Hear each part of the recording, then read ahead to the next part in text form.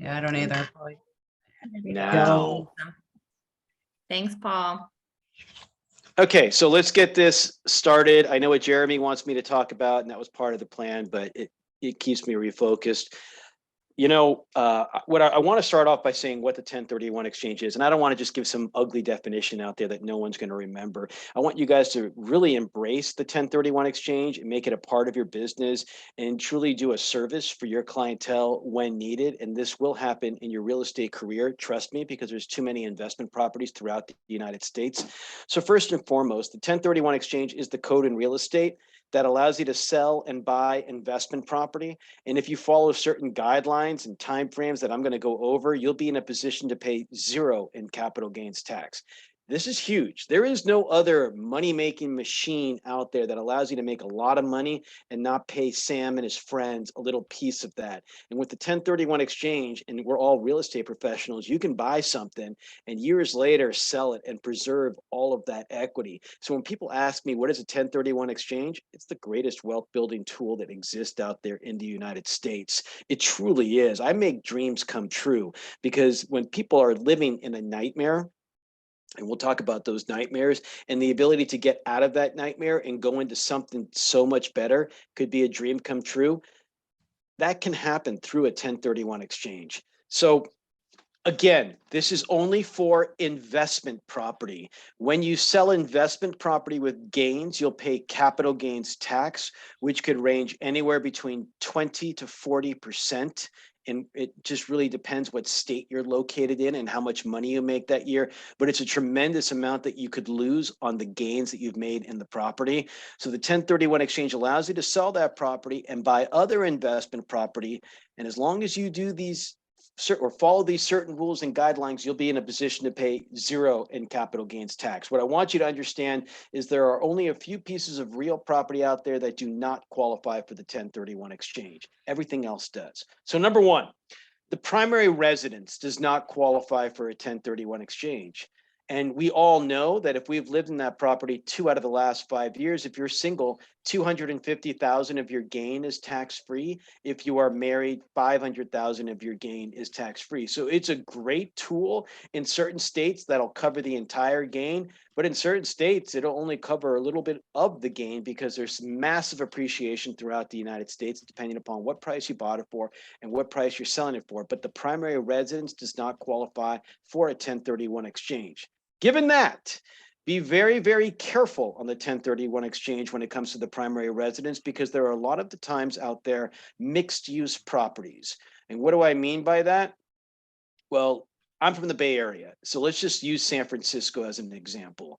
I'd say the majority of property, residential property in San Francisco has an opportunity to be a 1031 exchange because we have so many in-laws, we have so many ADUs, we have so many multifamily product, right? Like a duplex where you live in one unit, rent the other unit out, or you're, God, over here, it's crazy. You're renting out your garage for people to park in. And that portion is investment property. It is not the primary residence. It is not protected, but you could 1031 exchange that portion. And many times in San Francisco, there's a store downstairs and they live upstairs. It's a mixed use property. So there's so many different examples that, or those examples is where the primary residence will qualify for both the 250, 500 and the 1031 exchange. And if we go outside the Bay Area, let's go to the Central Valley of California. There's a lot of farmers out there, and there's a lot of vineyards in Napa and Sonoma County. They live on their vineyard. They live on their farm. So that portion that they live on is protected by the 250, 500, but the farm or the vineyard, that's a 1031 exchange opportunity. So on a mixed use property, you can do both the 1031 and the primary residence exclusion. So depending upon how the property is being treated will determine whether or not it qualifies for both or just the primary resident. If they're just living there and there is no other component, just primary. But if they're working out of their homes and claim it on their tax returns, and a lot of realtors do that, mixed use property, or some of the other examples that I gave. Second piece of real property that does not qualify for a 1031 exchange is the second home. Second home, and there's so many people that have second homes out there, don't qualify for anything. If I sell an investment property, I can do a 1031 exchange. If I sell a primary residence and I've lived there 2 out of the last 5 years, I can protect 250, 500 of my gain. If I sell a second home, I could do my patriotic duty and pay capital gains tax. There is no exclusion for the second home. However, the second home can easily be converted to investment property. Get this. All you got to do is turn it into an Airbnb property, rent it out 14 days out of the year. Don't use it more than 14 days out of the year, and do that for 2 years. After 2 years, you could sell it and it magically qualifies for a 1031 exchange. So the primary residence doesn't qualify, the second home doesn't qualify, and the third piece of real property that doesn't qualify is the flipper. So if anybody goes, buys and fixes and looks to sell, that doesn't qualify because property held for resale purposes does not qualify for a 1031 exchange. You need to operate it as investment property, so you need to rent it. How long do you have to rent it? It's really up to the CPA. The aggressive CPA says rent it for a year. The conservative CPA says 2 years. Anything over 2 years, I wouldn't ask anybody. I would just do the 1031 exchange. So let's review that. 1031 exchange only for investment property. The three pieces of real property that don't qualify for the 1031 exchange are the primary residence, the second home, and the flipper. Everything else out there qualifies for the 1031 exchange. So Jeremy, this just goes back to you. This is where we're going after that market. In the state of California, I really hate not having air conditioning right now. I'm dying. But in the state of California, I'd say over 35% of the residential property qualifies for a 1031 exchange. Easy. And I think this is going to ring true throughout the nation that all of these properties qualify for 1031 exchanges, whether or not the client wants to do one, needs to do one. That is up to them to determine, but with your guidance, you can help them determine whether or not this is a good or bad piece of investment property. Because I'll tell you this, people ask me all the time, what is a 1031 exchange? Why do people do 1031 exchanges? And when I explain what a 1031 exchange is, quite often they tell me, oh, so we do a 1031 exchange not to pay the capital gains tax. I go, no, we don't. The 1031 exchange is not about avoiding the tax. If I don't want to pay the tax, there's a simple strategy. Do not sell the property. People do a 1031 exchange to get a better piece of investment property. What do I mean by that? Look, I've been a landlord for over 20 years, and here's what I've come to learn. I hate people. Can't stand it. I'm so done with them because these tenants, they really just like, I have this one tenant right now, and the rent's due on the first of the month. And she goes, well, and I have to keep on reminding her. She goes, well, I thought there was a 3-day leniency. Or what about Saturday and Sunday? Or what about the holidays? And I'm like, what about the first of the month that's written in the lease agreement? That's a good example. The bad examples are the trailer that she parks in front of the house. The HOA does not allow it. She seems to think it's not really a trailer. The HOA says that it is, and now they're going to fine me $1,000 a month if we don't get that trailer out of there. When it comes to tenants, the trash, the toilets, the termites, all the terrible teas, there are so many landlords out there that are just done dealing with people because of the number of reasons that I've mentioned, and even worse reasons. I've seen properties just thrashed completely. I've seen them turn into drug houses.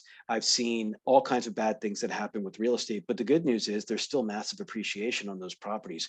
So wouldn't it be cool if we get out of the terrible teas, sell that property and go into something that doesn't have to deal with people any longer? You can do that in a 1031 exchange. So when people ask me, why do people do 1031 exchanges? What is the investor looking for? I'll tell you what they're looking for. They're usually looking for better cash flow, new depreciation schedule, passive type of investment property, amortization in the property that they get, no management responsibility whatsoever, perhaps going into a dream home, perhaps leaving the state that they're in because they can't stand it. Happens a lot in California. Many people like to leave the state of California. They don't like the politics in California.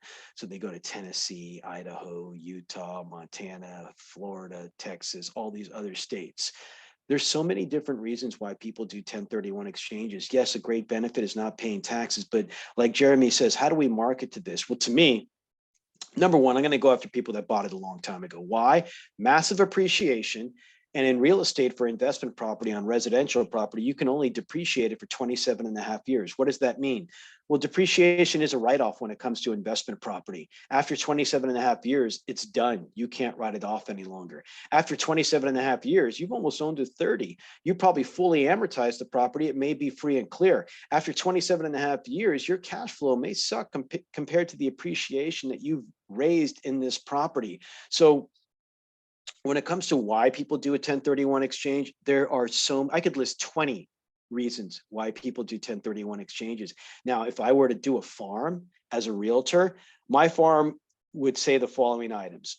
Are you tired of managing your real estate, late rent, dealing with the headaches of having to clean up the toilets, the trash, the termites, having to deal with people in person and begging for a rent check? Would you like to increase your cash flow? Would you like to kick back and not get those phone calls late at night? Would you like to move out of the current state? Call me and I'll show you how you can do that and preserve all your equity. There are so many different ways that we can do a farm when it comes to going after these investors. If I know over 35% of the property, residential property, qualifies for a 1031 exchange, I'm going to go to my title rep and say, okay, I want people that bought property prior to 1990. Because I know in 1990, we're already talking 30 years, it's fully depreciated, tons of appreciation. They're probably tired of dealing with tenants.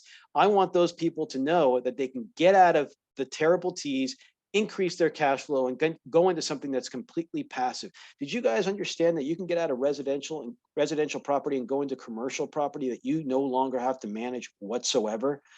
This is like the #1 exit strategy for people over 65. They're tired of dealing with people. They just want consistent cash flow in an asset that is secure and not have to get a single phone call. This can happen.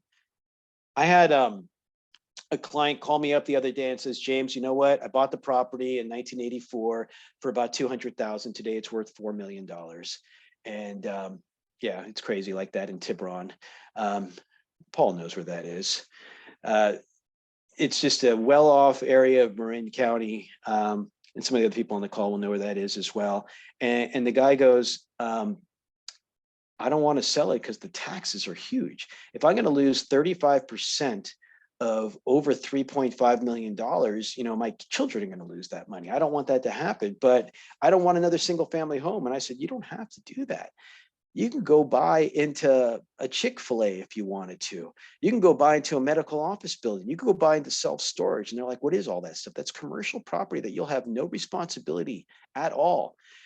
You could go into something where you own a fractional interest in $100 million property, and you're going to own just maybe 2 to 3% of that property and not have to worry about it at all. We had this client, and the client that I'm talking about, he eventually ended up investing into an industrial property. And a lot of people go, well, what's the industrial property? I don't understand that. Well, it was a big warehouse. Okay, what's the catch on the warehouse? Why would I want to do that? Well, the warehouse was being leased out on a 30-year lease by Amazon. And once they heard the word Amazon, they're like, oh, I want in on that. Why? Because Amazon's not going anywhere. They're going to pay their rent each month. They're going to have to get increases in their rent each year, all the different things that were exciting, and the client's as happy as a clam. Those are just examples of what you can do in a 1031 exchange. So to me, you send out the message, whether it's to somebody who bought it 30 years ago, or maybe it's somebody who bought it in 08, 09, and 10, because everything was a short sale back then, right? Even if somebody bought it 3 years ago, when COVID hit, is it 3 years? Almost 3 years.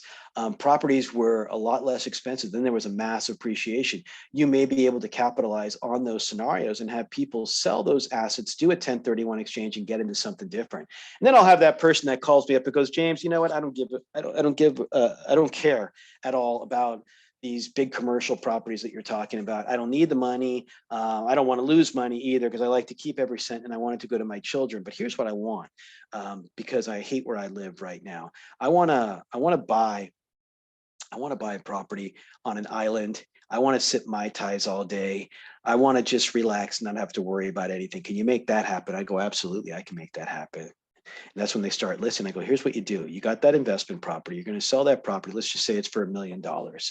and you wanted to go to an island and you want Mai Tai. So Hawaii, it's in the United States. It qualifies as replacement property. Sell the investment property, do the 1031 exchange, buy the property. Let's just say you're too old for Oahu because there's a lot of young people over there, and you're too young for Kauai because everybody there is older. So you want to go somewhere in the middle, and Maui is the perfect spot. Kona is a little bit older, so the Big Island might not work. And so you do the 1031 exchange to buy something in Maui. And what you do is you Airbnb it. And you Airbnb it for 2 years.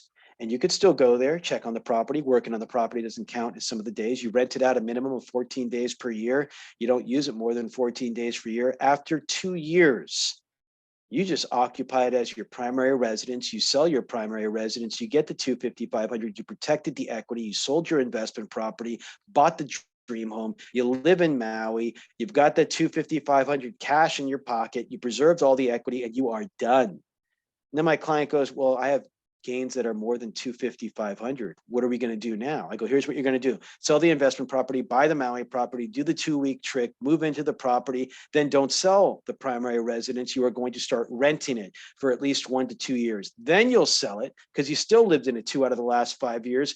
You will keep the 250,500,000 because you still lived in it 2 out of the last 5 years, and 1031 exchange the rest into one of those commercial assets where you just get cash flow.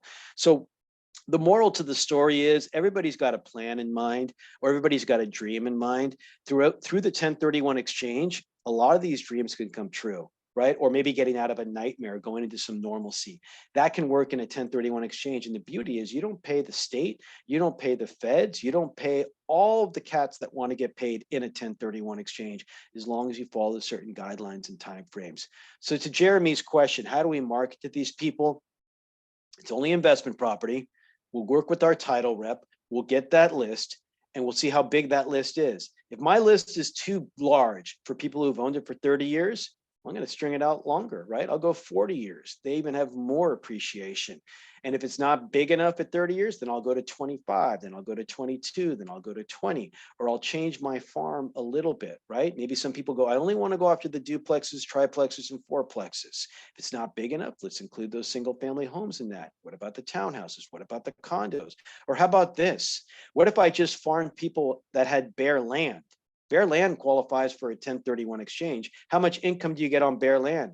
Nothing. How much can you depreciate on bare land? Nothing. There's no structure.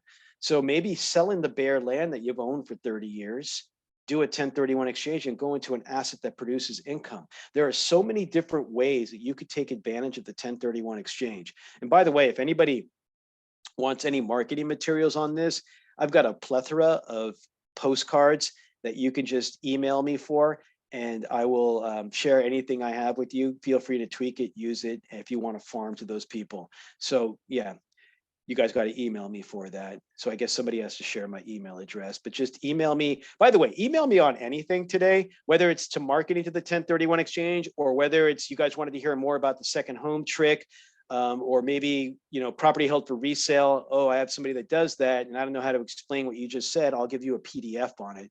So all you have to do is just email me what you liked about this presentation in terms of a PDF that you'd like to perhaps read over or share with your clients. And that could just be marketing materials, or that could be a topic that I'm talking about right now.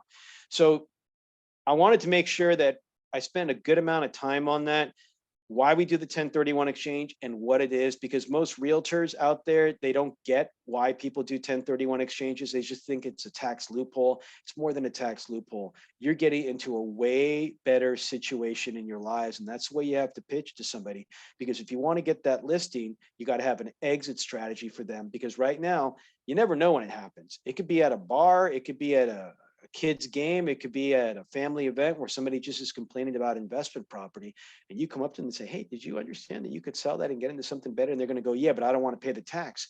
Then you say, you don't have to pay the tax. What do you mean by that? Well, you could do a 1031 exchange. What's that? We can get rid of this mess and go into something that could completely change your life. Okay, let's sidebar this and talk later. And you could always put me in the mix so I can explain it if you want. But basically, the way I see it, you find out what they don't like about the property, and then you come up with solutions that can work for them to get them out of that. That's how you get the listing. and you'll probably get the replacement property or a referral fee on the replacement property and a very happy client. With very happy client, here's what I tell you happens. They tell their other investor clients and you will get their business as well. So does anyone have any questions on that? If not, I'm going to move on to other subject matter on the 1031. I think that one's really important because we all know that the market has shifted. We want to know how to maintain the business level or maybe create a different niche. This is a very exclusive niche that many residential realtors do not go after. There is not as much competition. And if you go after it, I want to make sure you go after it correctly. You go after it to enlighten them on the reasons why they should consider unloading that property. So any questions? You guys are so quiet. And there's so many cowards on here. Let's see, Elaine, Brianna, Clara, Stasia, Lee, all these, I won't go on the screen. Okay, there we All go. right, I have a question for you. Yeah. Oh, Okay. wait, Elaine, ladies first. Me first. So I have a question for you. I have a client who is a single male, wants to sell his property that he's lived in for the past 2 years. He does rent a room to a roommate and he has a home office. And so we were toying with the idea of a partial 1031 since his gain will be greater than that 250 of that primary residence. And he does live there. So we're trying to get him to qualify for both. He does. He does. I'm assuming that he's treated that as a home office more than 1 to 2 years, and Yes. the room has been rented for that time frame as well. So there's going to be a percentage that should be on his tax returns that he is depreciating, and that portion would qualify for the exchange, and the other portion would be protected by the exclusion. That's just a perfect example of what I was mentioning earlier on the primary residence, Awesome. where it can sometimes qualify for both. Thank you. Paul. Hey, James, just to piggyback on that question, what if he did not claim it on his tax returns? Because some people don't claim the income from like renting a room out. Yeah, then he's committing fraud. And then you can call the IRS on him and probably get an anonymous 10% finder's fee for something like that. Right on. This man. happens I'll quite take it. often. I'll take Clearly it. all And, your friends, Paul. They are all my friends. So my question for you is the 14 days to air, you can occupy the house for 14 days. I don't know why I'm putting for it, but 14 days. But you also mentioned It's that like if you're this working sign language 14, just got to go like that. But if you're working on the property, you mentioned that it doesn't count. So you could say there are 14 days, but if you work on it 5 days, so you can Paul, that does not mean working on your tan or the grill. You have to work on the property. Who keeps track of this? I know where you're going, and I'm just playing with you, but many people ask me, how are they going to know? How are they going to know if I'm actually working on the property? That's a great question. I wasn't lying earlier when I talked about a 10% anonymous finder's fee on something by ratting somebody else out. So, if you're going to do something like that, here's the tricks. We might want to stop the recording right now. So get a burner phone. Don't go on social media. Bring cash. Go to the house probably between the hours of 2 to 4 in the morning, so nobody knows when you actually have arrived there. Look, if the IRS wants to catch you, I think those would be the first things they'd look at. Your cell phone is going to show where you're making that call from. Your credit cards are going to show that you're in the area. The social media is going to show when you post what you're grilling that night, Paul. So you got to be smart about this and follow the guidelines. How are they going to know? If they want to get you, they probably can. If you're very close, they probably won't. Don't abuse it. Make sure that you have a short-term rental agreements that equate to 14 days. So if you do get audited, you could show that. And if you were actually doing work on the property, you could probably show at the house what actually was done. I've never had a client actually come back to me and say that things have been challenged, but I don't know why they would come back to me and tell me, but they never have. So I think it's a strategy that's very popular. Anyone else with any other questions, or we're going to move on to an example of the 1031 exchange? God, it's hot. And wearing these earmuffs doesn't really help. You need a fan. Yeah, I usually love Dre beats, but not today. They're just killing me. So here's an example, and we'll just use it in San Francisco because that's where I was born and raised, even though I should have stayed there because it's cooler over there than Walnut Creek. But let's say we bought a piece of property in San Francisco. And let's say this is a common thing that happens. Let's say we bought it. many, many, many years ago as our primary residence. And we bought it in San Francisco in the 90s for $500,000. And today that same property is worth $2 million. But we left San Francisco years ago because there are no backyards. It's always foggy. It's always cold. There's all kinds of problems. There really isn't, but let's just, that's the way people categorize San Francisco. And there are some, but not as many as they say. And so we decide to move out, but we don't sell it, and we start renting it. And it's been a rental for 10 years. And we've lived somewhere else for 10 years, but now we want to sell it for whatever the reason may be. Maybe it's rent control, right? That's another thing I didn't bring up. We want to get out of the rent control that's on this property. So we look to sell that asset and do a 1031 exchange because it's investment property. It's been a rental for 10 years. So here's the way it would work. Jeremy sent me all the postcards. I finally called him back and he goes, look, dude, all you do is complain about the tenants in the property. You got $2 million in equity in there because you bought it so many years ago and you paid everything off. Look, I can get you out of this, preserve all your equity and get you into something with real cash flow, and you won't even have to worry about it. And so Jeremy, with his message, gets me to list the property with him. And within a couple of days, it goes into contract. Open up escrow.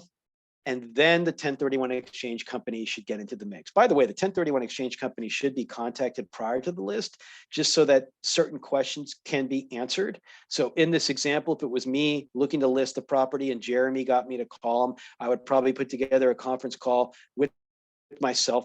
So using me as an example doesn't work, but let's just say there was somebody else that I'd be calling and there'd be a few questions asked by the exchange company. And once those questions have been answered and there are no issues, we list the property for sale, go into contract, open up escrow, and that's when the 1031 exchange company should be involved to set up the 1031 exchange account. By the way, I just want to reiterate this. The 1031 exchange account must be in place and the paperwork must be signed prior to the close of escrow. I don't care if it's a forward, reverse, backwards, transparent, simultaneous, any kind of exchange. All paperwork must be in place and signed prior to the close of escrow, or else there is no exchange and that person is a taxpayer. But let's look at the example. Got the property listed, got the property into contract, opened up escrow. Then I was contacted to open up the 1031 exchange account. In order to open up a 1031 exchange account, we need a copy of the sales contract and a copy of the preliminary title report. Here's the reason why we need the contract. The exchange company will become the seller. We assign into the rights of the contract and act as the seller. As a matter of fact, when you look at the escrow instructions and all of the paperwork, whether it's an attorney closing it or an escrow officer, it's going to show IPX as the seller for the benefit of the actual seller. So the reason why that needs to happen is because they can't touch money. So we get the contract so we can assign into it. We get the title report to show who the owner is, because the vesting on that property is usually the taxpayer, about 95% of the time. And that is the entity that should be doing the 1031 exchange. And sometimes people say I own the property and they really don't. It's in a trust, it's in an LLC, it's in a corporation, it's in some other entity. Those are some of the questions that I would ask prior to the property going on the market, just to make sure. But let's just say it's James that's on title to the property and James is looking to do the 1031 exchange. I get the paperwork in place and signed, close of escrow occurs, and then the clock starts. You only have 45 days to identify in writing what you're going to buy in a 1031 exchange. And if you can't identify in 45 days, you become a taxpayer. So that's a month and a half. That's not that long. That's why, in my opinion, you don't list the property for sale until you know what the exit strategy is going to be. You're not going to be like, okay, let's just wait till we close escrow, then we'll try to figure it out. No, you don't do that. You figure it out in advance. You have a plan A, you have a plan B, you have a plan C, and you try to make that happen. And if not, have a plan D, a plan E, a plan F that you can execute just in the event that the first plans aren't available. You never know what the inventory is going to be like for the product that you want. You may not even like what you find out there. So you want to have a couple of different plans in place. And as a matter of fact, if you could secure the property in advance, contingent upon your sale, that would be awesome. Then we don't have to worry about these timeframes. Or maybe it's new construction. We can put deposit money to secure that property. Then we'll time when we sell our property so that the new construction will be completed within the timeframes. Whatever you can do to secure that replacement property or make sure that you have an awesome chance of completing the exchange and buying the replacement property, that is ideal. Because from the close of escrow, you have 45 days to identify what you're going to buy and 180 days to close. And I've had many people go, James, don't even sweat it. Here's what I'm going to do. I'm identify the entire MLS, we'll get one of the properties. Okay, you can't do that. You're limited on the number of properties that you can identify. You have to choose from one of two rules. First rule says you can identify up to 3 properties of any value. This rule is the most popular because usually people just want to buy one property. And so there's no limit on the value, it's just a limit on the number of properties that you can identify, only 3, and they have to be in the United States. And as long as it's as long as you purchase one of those 3 and they become investment property, it qualifies and you're golden. But then, I get that person that goes, hey, James, you're selling for $2 million out.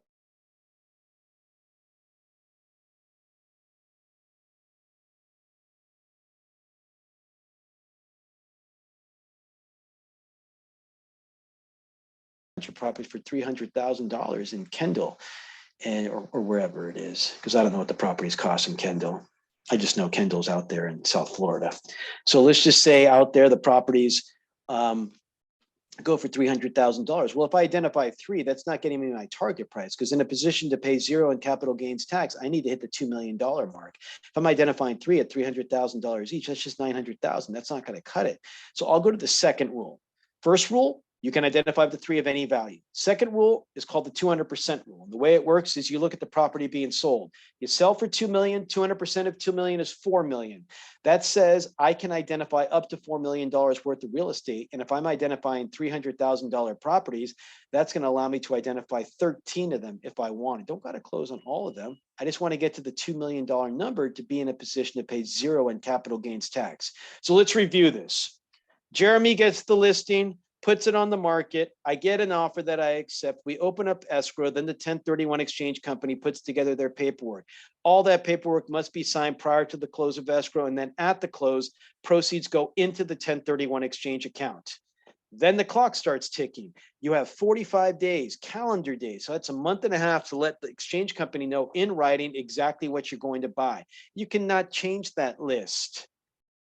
No matter how much you pay me, I will not change it for you. Not true either. If you give me enough money that I never have to return to the United States again, maybe we can find a deal. And I did have one guy that he sold a hotel for $60 million, and he wanted me to give him some love on that 45-day period. And he goes, all right, James, I need to talk to you about another exchange I'm going to do. It's another hotel, and I'm selling this one for 100 million. Can you meet me at the hotel? And I'm like, I know what he wants. He wants to break the rules somehow. I go to meet him at the hotel, and I meet him in the restaurant of the hotel, and he goes, okay, what do you want? Anything to eat, anything to drink? I go, just water. And then he goes, so how do you feel about the 45-day identification period? I go, I actually have no feelings toward the 45-day identification period. I think it sucks. I think it should be longer. I think it should be 180 days. And he goes, exactly. So what's it going to take to make it go 180 days? And right then and there, he was offering to give me money. Didn't happen. He didn't have enough. Ethically, I don't think I could do that either, but it was just the weirdest situation I've ever experienced, because I'm with him in a dark restaurant. It wasn't even open yet. And he's telling me, what can I do to make this happen? And then I said, well, there's really nothing I can do. It goes through, our system, and there's 3 other people. And then he says, well, can we invite them to this meeting? I'm like, God, dude, you're trying so hard. And one of the persons is in Chicago, and he's all pay for the flight. And I'm just like, look, we can't get this done. There's nothing that we can do. The moral to the story is 45 days is ironclad. You really need to plan out your 1031 exchange to have success in a 1031 exchange. And 45 days is not that long, but there's tricks around this. Like I said earlier, contingent upon selling your property. That will work in some markets and won't work in certain markets. Or the property that you're selling may be asked for a regular escrow with options to extend, or contingent upon you finding replacement property if that doesn't scare the buyer away. There's things to do that can ensure that you have a greater chance of success in your 1031 exchange. And of course, this is all going to be based upon, what do you want to buy? Is there inventory for that or not? And I will talk about the reverse exchange. That is another way to absolutely guarantee you will get your replacement property. But 45 days to identify, you got to use one of those 2 rules. There's a third rule. I'm not going to mention it because it's too crazy. And if you need it, I'll let you know. But One of those two rules, identify in writing the exact property address as well. You can't just say, oh, a property in Fort Worth, Texas. No, that doesn't work. It has to be the exact property address and exact unit number or exact percentage of what you're going to buy. So it's very specific or else it does not qualify. You got to buy like-kind property in a 1031 exchange. You're going to hear this very often. I don't like the word because I think it's confusing. Most people think, oh, I sold a single family home, doing a 1031 exchange, I got to buy a single family home or I got to buy a residential property. Not the case. If it is real property in the United States, used for a business or investment purpose, it qualifies. So it could be bare land, farmland, vineyard, condo rental, townhouse rental, single family home rental, duplex, triplex, 4-unit, 20-unit, 100-unit, warehouse, any industrial property, office building, retail. You could buy a cell tower if you wanted to, a windmill if you wanted to, a mooring if you wanted to, a cemetery plot if you wanted to. You could buy leasehold options in a 1031 exchange as long as the lease was equal to 30 years or longer. So the moral to the story is, tell me what you want to buy if it's a little bit confusing, and I will let you know if there is a way to make it work. Otherwise, real property in the United States of America used for a business or investment purpose. Most US territories do qualify as well, but not Puerto Rico. Don't ask me why. I still have not figured it out, but it does not qualify. But Guam, US Virgin Islands, Northern Mariana Islands, and America Samoa does qualify as replacement property in a 1031 exchange. If you're going to go that route, have a conversation with me first. There's certain things you need to do first in order for that to work. 45 days to identify. From day 45, we have an additional 135 days to close. That's 180 days to get it all done. Use all the money. Buy of equal or greater value. You pay no tax. So if I'm selling for $2 million and it's free and clear, we're not looking at closing costs, and $2 million goes into the account, use every cent. Don't get a loan and say, I wanted to keep $1 million. Use every cent of cash. But let's say it was leverage, right? I had $1 million loan, sold it for $2 million. My target price was $2 million. I have $1 million in my exchange account. Target price, still $2 million. How do I make up the other $1 million? Two ways you can do this. You can either come in with cash or you can get another loan or a combo of the two. Some people don't want debt anymore and they have the cash, they can come in with cash. Some people have some cash and want to get a smaller loan, they can come in with some cash and get a small loan. It is up to them. Any kind of financing qualifies as well. We don't care if it's a conventional loan, private money, seller financing. If Paul wants to loan you the money out of his own pocket, he could do that. I don't recommend doing that, but he could do that if he wanted. But it doesn't really matter. It works. So as long as you can do that and meet that criteria, you're going to be in a position to pay absolutely zero in capital gains tax. Any questions on the timelines or anything like that? May you mix and match the exchange property types for my 5 million commercial income property? Yes, you can buy both commercial and residential, and you can buy properties throughout the country. I had one guy that sold a commercial building for about $6 million. And one of the properties he bought was a home in Tahoe. He was going to Airbnb it and eventually retire into it, and some other commercial investments he bought. And I've had people sell residential property and buy all kinds of commercial property and vice versa. So yes, you can mix and match, and that it's very common. It's really weird though, when you talk about commercial property, a lot of the apartment people that only want to buy apartments, the industrial people that only want to buy industrial people. Then you go to the farmers. And the farmers, the ag people, they're like, oh, I'm so done with being a farmer. And they're the ones that want to buy all these triple net properties where they do no management responsibility whatsoever. So it really depends on the person. But to answer the question, yeah, you could buy multiple different types of properties within the same exchange. Any other questions on anything else that I've mentioned so far? Let's see. I have a question. Yes. What if you wanted to build something? Like, say you sold a piece of property and then wanted to build a commercial warehouse. So there's two other types of exchanges that I did want to go over, and one's the improvement exchange. So we'll use this as a segue. So Okay. Cassandra, only real property qualifies in a 1031 exchange, not improvements. So to do what you want to do, there is one way to accomplish that. You set up an improvement exchange.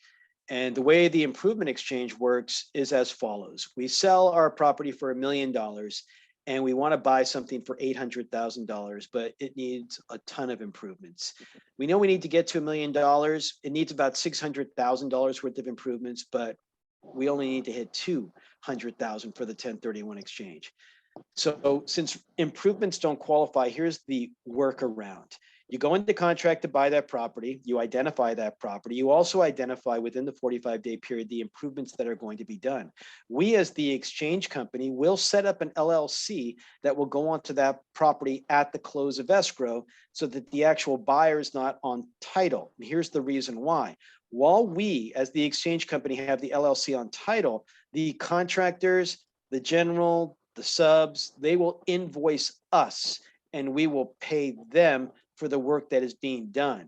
Now, here's the problem with the improvement exchange. You got to get it done within the 180-day time frame. So number one, if there's a lender involved, they have to be cool with the LLC going on title. Number two, the improvements have to be identified within the 45-day window. Number three, the improvements that you identify have to be completed within the 180-day window. So an improvement exchange is popular, but to build an entire commercial building, I don't think it's feasible to get it done in those timeframes. To build an ADU unit, which happens quite often, I think that can be done. But if it's in San Francisco, there ain't no way the city's going to let those permits go by that quickly. So it really depends on what you do and where you do it to whether or not it's feasible. The exchange fees also increase on an improvement exchange. So in my opinion, unless you're doing about $40,000 in improvements, it's just not worth it. Does that answer your question, Cassandra? Yes, I appreciate that. So it can be done, but the problem is you have limited time to get it done. And if you're not spending a certain dollar amount, I truly don't believe it's worth it. Any other questions? Then we will continue. So I mentioned earlier that the 45-day identification period is really tough and there's no extensions on that. Not even if you're going to give me millions of dollars, am I going to change things for you? So a lot of people do is they buy first and sell second because they go, you know what, I could sell my property in a heartbeat. All I got to do is price it right. In this current market, it doesn't matter. It still will sell. But if I could buy that property first and sell my property second, that's the ticket. And that ticket can actually work for some clients. So the reverse exchange, which is very popular right now, is where you buy first and sell second. And here's the catch on the reverse exchange. You don't have the money from the property that you're selling. So how are you going to buy first? Some people have the cash. Some people have a down payment and some people just can't do it. So if the client doesn't have the money to buy first, it's not a subject matter that I probably want to bring up with them. But if they do, here's how it works. You go into contract to buy the replacement property. Open up escrow just like any other regular transaction. And then you get me involved as the qualified intermediary, the exchange company. We, like an improvement exchange, will set up an LLC that will go on title to the property so that the client is not on title to the property that they're still looking to sell and the one that they're just going to buy, because you can't be on title to both properties at the same time. So at the close of escrow, the LLC will go on title to the property. IPX, we have a dummy name set up, National Safe Harbor Exchange, will be the single member of that LLC. And from that close date, the client will have 45 days to let us know what they're selling, just like a regular exchange, but backwards, and 180 days to close it. And as long as they can sell and close their property within that time frame, those monies will go from the sale back to them on what they fronted for the purchase. Now, here is the problem with the reverse exchange. And since we're mostly resi people on the call, if we are going to buy first, all cash, easy peasy. All cash comes in, we buy the property, closes in the LLC, we sell our property within the 180 days. Any cash that comes out can go back into our pockets to replenish what we just fronted. If the numbers work, right, we sell one property, let's say for $1 million, buy the other one for $1 million, we're done. We fully deferred everything. We just bought the property first. But what if we don't have the cash to buy the property and we have to get financing? Now, for residential property, conventional lenders typically will not lend to an LLC.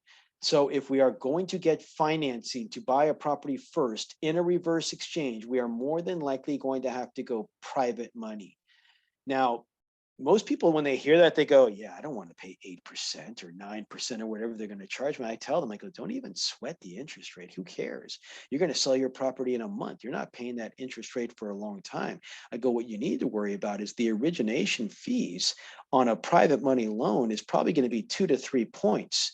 That money adds up. Your fees will be significantly higher than any other loan that you're looking for out there. So you may have a huge gain and it's still worth it, but you got to look at the numbers. So if I'm getting $1 million loan, and now my lender fees are $20,000 to $30,000, this really starts to add up. Your exchange fee is probably going to be $7,000 to $8,000. Your lender fees, $20,000 to $30,000. The LLC goes on title at the close. And then unless you take over the LLC, you'll get hit with dual transfer tax. So if it's not an all cash purchase, you got to look at the numbers. If you're getting the property that you truly want and you have huge gains on the relinquished property, I still think it's worth it. And then if the client really doesn't have the money to buy first, do not bring up the reverse exchange, because you're going to overpromise and underdeliver. You can't just say, oh yeah, just do the reverse exchange. And then they'll come to me and say, hey, James, how are you going to buy the property for me? And I'm going to pull that "what you talking about, Willis" on them, because it ain't working.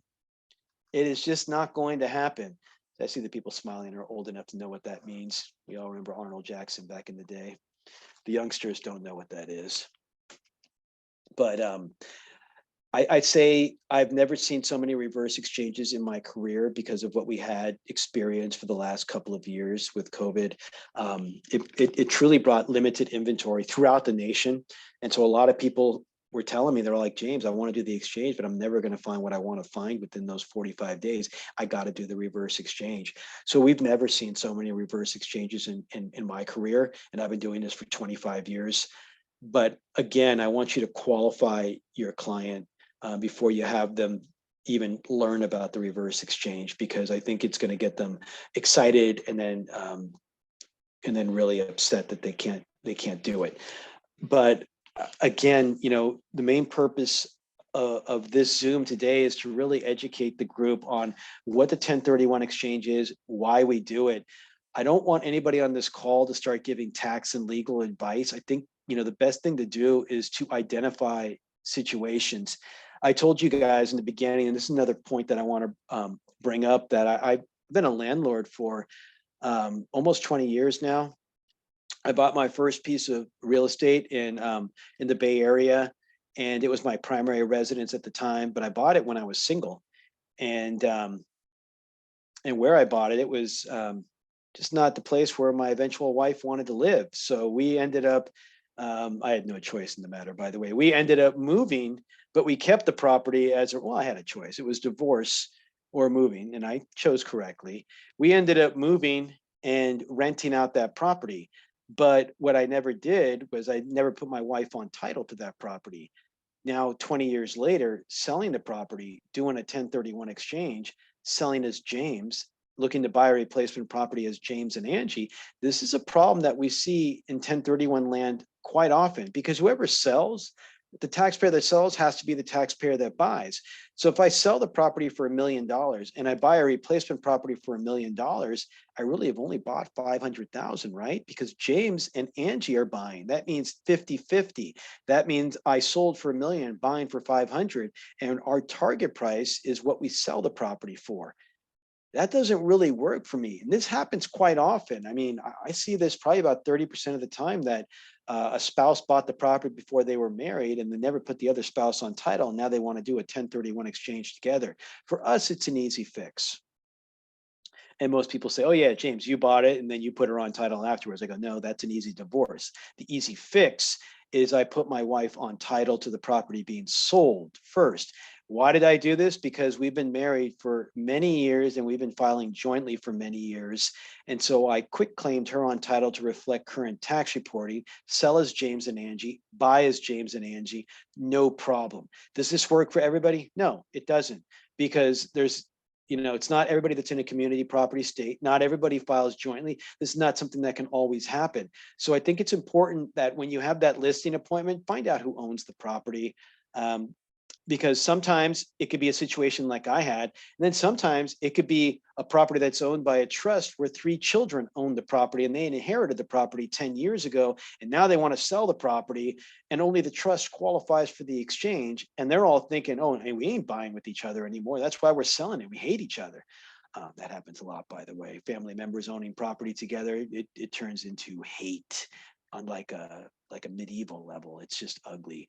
And so it really does. I've seen it. The worst case scenario I've ever seen in my career was the children came into our office I kid you not. And they came to one of the processors and says, you need to get this property off the market. You need to get this property out of contract. My parents do not have the right to sell this property. This is something that I'm going to inherit. And they were threatening us. And I was like the parents are like 57 years old. They're hella young. There's like they're never going to get anything from this property now. I've never heard of children claiming a property with parents, let alone that young. They'd be written out of the will, in my opinion. But we see crazy things like that. How was the craziest? Because they came into our office thinking we had control. We're not the buyer. We're not the realtor.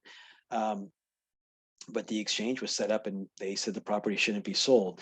But what I'm trying to illustrate is that whoever is the taxpayer on the property, you may think it's one person or two people, but you really need to find out if it's more or in a different entity, because that entity is going to need to do the exchange to keep it safe. If it's in a trust, an irrevocable trust, and there's multiple members and they've been operating the property, the trust needs to do the 1031 exchange, not the individuals. So depending upon how title is held and how they file their tax returns will determine that. In your initial conversation, just find out who's the owner of the property. And some are easy and some are James, not. can as I easy. run a scenario by you again? Of course. So in a scenario where they inherited the property as individuals, and maybe one of those people wants to reinvest their proceeds from this sale into another investment property. This has been an investment property, been a rental that these two individuals inherited 10 years ago. And it's been a rental since. They both benefited from that. And now they want to sell it. One of them wants to do an exchange. Is that possible? Yeah, and that's a very common occurrence. And as long as they hold title as tenants in common and they're filing taxes separately, they can both do whatever they want. One can cash out, one could exchange, they both could exchange, they could exchange separately, they could buy property together. They have all kinds of options. It's when it's in one entity, like an Okay. LLC or a corp or an Thank you. irrevocable trust. That's where they're stuck, and they should have handled things in advance, or else they're going to try to handle things afterwards. And I'll give them some things that they can do that are very risky, and some things that are not risky, and some things that I would highly recommend, and some things that I will not highly recommend. So it depends. But Elaine, in your scenario, I think they're in a good position. Okay, I have some questions in the chat room that I should answer, then we'll take any other questions.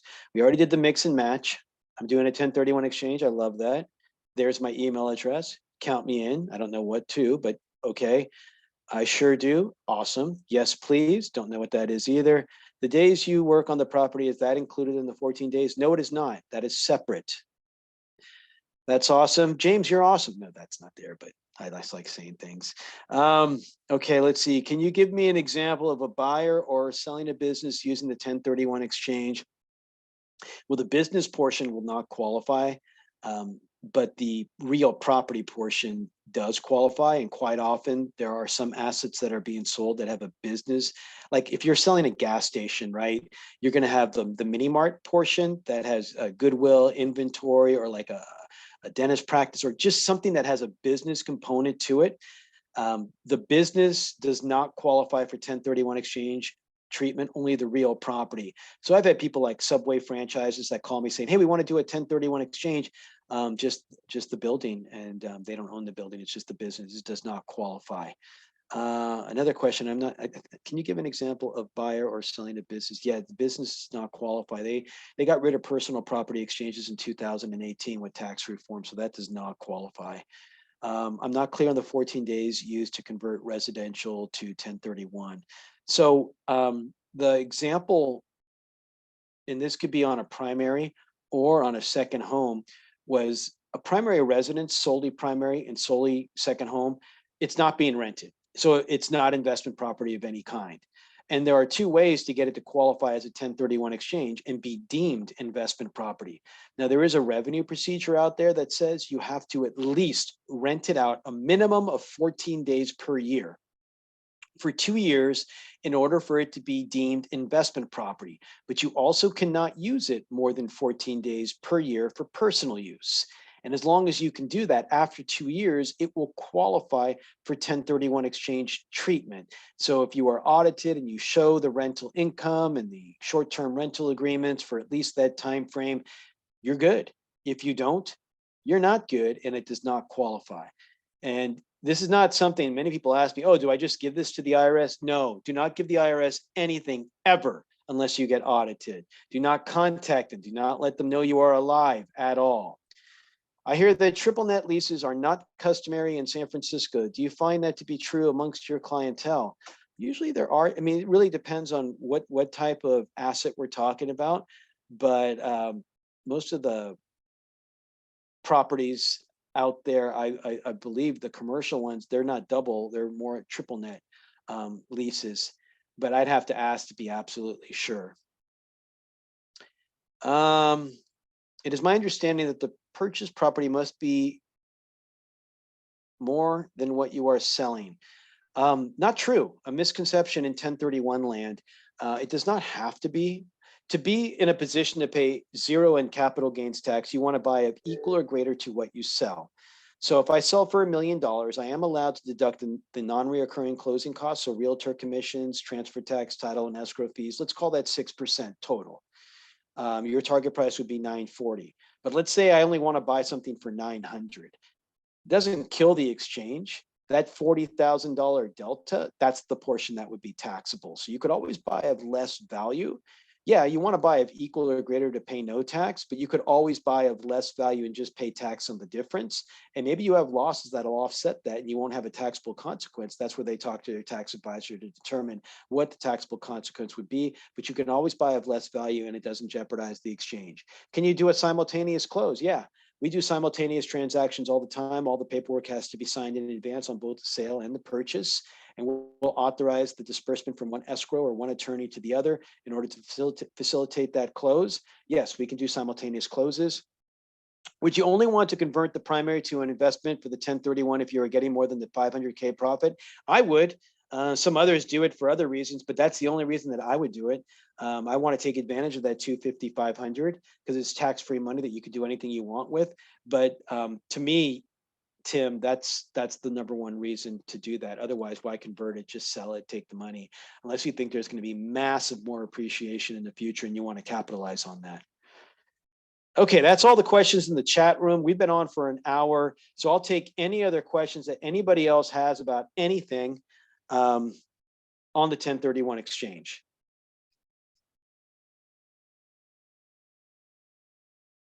So quiet, no questions at all about anything. Has anybody on the call ever done a 1031 exchange? Yes. Yes. Missy, do you have a question? Yeah. No, I have Oh, I have income properties in North Carolina and I have a commercial property in San Francisco. And so I was just very curious about hearing what you say today because I'm about to do some 1031 exchanges. So, and the question I had about the primary residence, just to clarify, especially here in the Bay Area where we've had so much appreciation for someone who's owned their home for 30 years, who bought it, you know, for 300, that's now worth 3 million. Renting it out for 2 years and qualifying as a 1031 exchange can buy you a lot of other investment properties that will, you know, give people a lot of passive income. So as you say, you know, I see us as realtors being able to explain, you know, tell our clients about these options and then put them in touch with the experts to give them the type of advice that you're offering today. I think the marketing stuff is brilliant. I've had success with that in the past. And thank you so much for this wonderful hour that you spent with us today. It's my pleasure. And I'd like to reiterate that fact that especially in areas of great appreciation, it is very popular to convert it to investment property. And a lot of people do that just because they want the beneficiaries to inherit every cent. So they move out of the primary because they're empty nesters and it's too big anyway. And they move somewhere else, wherever it is. They may be sick of where they're living and they want to go somewhere else.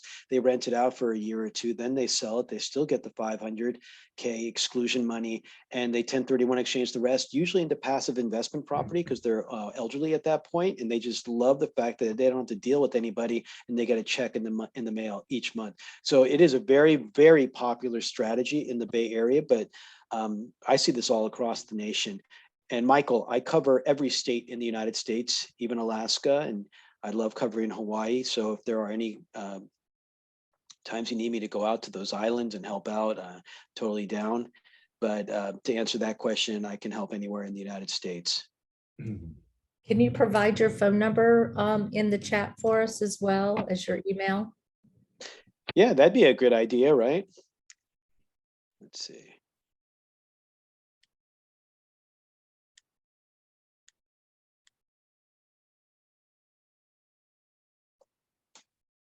I got there for you, James. James, I have a question for you too. I ran into a scenario where this lady bought an investment property some time ago, but her mom pitched in like, I think it was like 500,000 for it. And there was nothing recorded. It was just her mom gave her the money. And then when they were going to go do the 1031 exchange, she was planning on giving her mom her money back without anything being recorded. That's a mess. How would that work?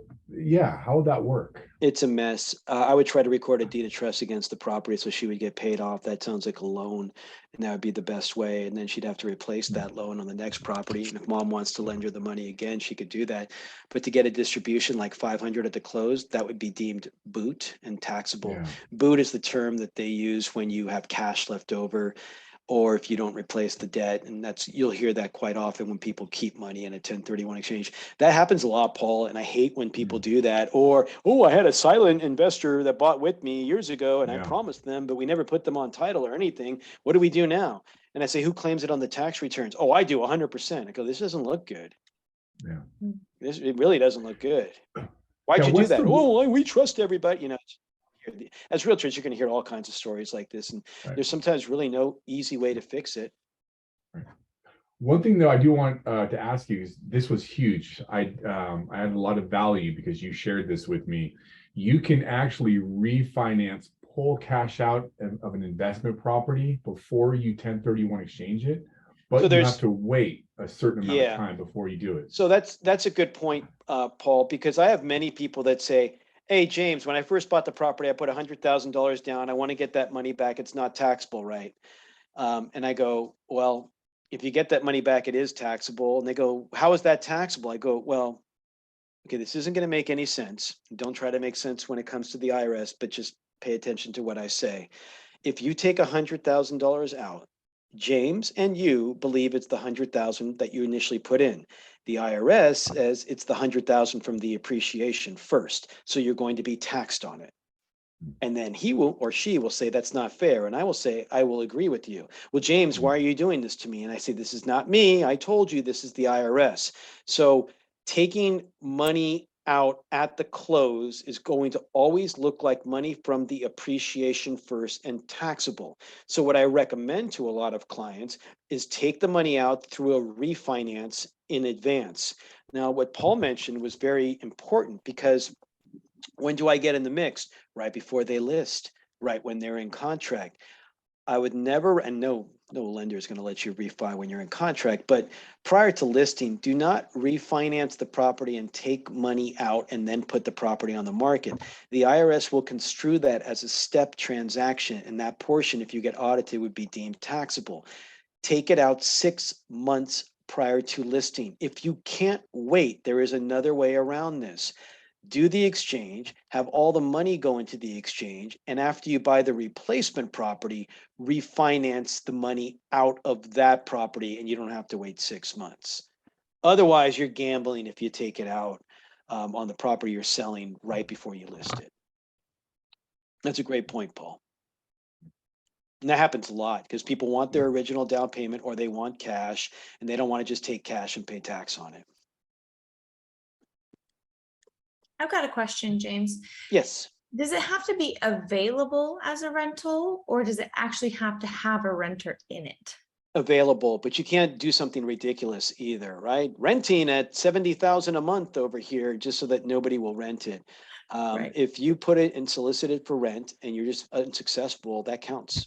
Okay, so say you, because you said you can Airbnb, like if it's a residential property that you're trying to convert to investment for a period of time. So if you have it on Airbnb for 14 days out of the year, but nobody actually books it, that still qualifies? Your intent is there, so I would believe so. Now, if you're trying to do it for ridiculous rates, then I think they're gonna question As long as what you're it's, doing. okay. as Market long as value. it's accurate value. Okay, cool. Yeah. Interesting.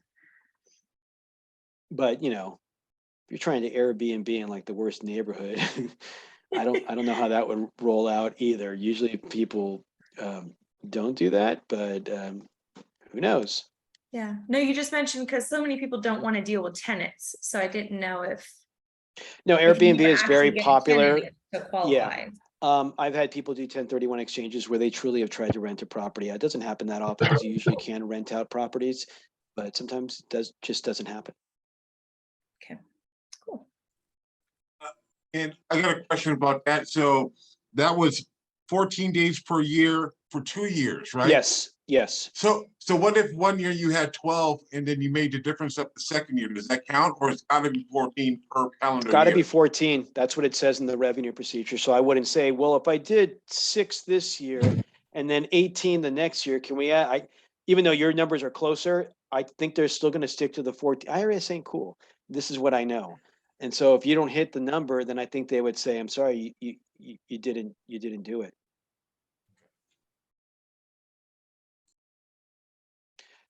Oh, Airbnb squatters. I don't know. Guess you get your 14 days that way, though. Not getting paid, though.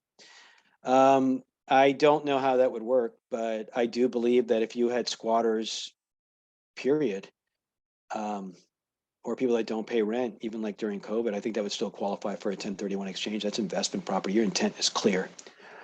But good luck getting them out.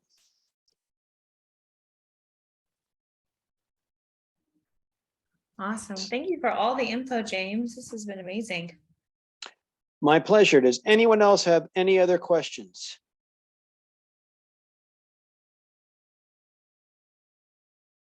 I think we're good.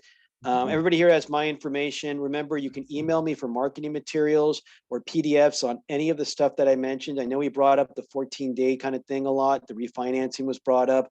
I have PDFs on that. The timeframes, I have PDFs on that. Just email me for them. And if you want to put together a Zoom or a conference call or whatever with prospective clients, I'm very happy to help. Awesome. Thank you so much. Awesome, James. Other Thank than you. that, let's all root for the Raiders this weekend to beat the Los Angeles Charger. Yeah, I know. Sorry, I had to put it down. Sorry, Andre. Sorry. Yeah, That's all right. There's some Tim says Detroit boo. there's some Detroit leaving Lions now. fans here. Detroit fans don't want to say anything. They've never won anything. Well, basketball they've won a lot, but when it comes to Hey, hockey, man. and We hockey, got a Nevada Hockey. boy on the Lions. Nevada boy on the Lions. So we Oh, gotta support man. them. Oh, Good It'll Lord. be Lord. interesting. I did All right, you like guys. Barry Sanders and Billy Sims. Who did? Awesome. Thanks again, James. I'm hopping off. Okay, Yeah, thanks, guys. Me too, Have you an guys. incredible Take it day. easy. Everybody. have a nice, cool weekend, everyone. Talk to you later. awesome. Bye-bye. Chargers are not going to the Super Bowl. Tim, you're fired. Okay, everyone. See you later.